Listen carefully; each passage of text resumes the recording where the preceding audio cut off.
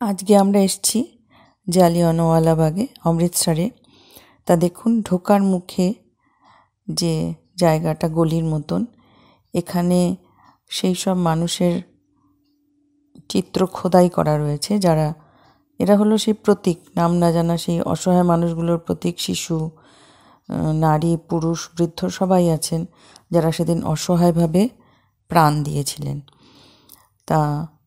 তারা যেন বলছেন ডেকে, এসো আমাদের সেদিনের সেই ইতিহাসের সাক্ষী হও। ওই যে দেখছেন দূরে ওই কুয়োটা এবার আমরা দেখতে যাব।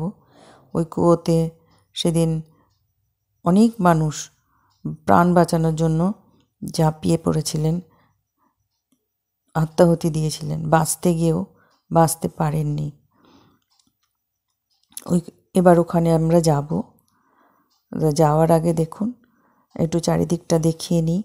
ওই যে দূরে দেখা যাচ্ছে যে গম্বুজ মতন অংশ, ওটার দেয়ালে কিন্তু প্রচুর গুলির চিহ্ন আছে, যেটা আমরা পরে দেখাবো।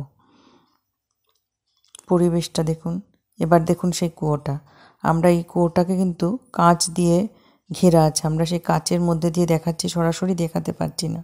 কতটা গভীর, বিরাট বড় কুয়োটা বুঝুন। এখানে সাধারণ মানুষ প্রাণ বাঁচানোর জন্য লাফ দিয়েছিল। শতাধিক মানুষ, বা তার কত হিসাব আমরা জানি না। ইংরেজ গভর্নমেন্ট যে হিসাব দিয়েছিল সে তো কিছুই নয়, তার থেকে অনেক বেশি লাল হয়ে গেছিল কুয়োর জল। তা আসুন আমার সঙ্গে সাক্ষী হন সেদিনকার সেই ঘটনার।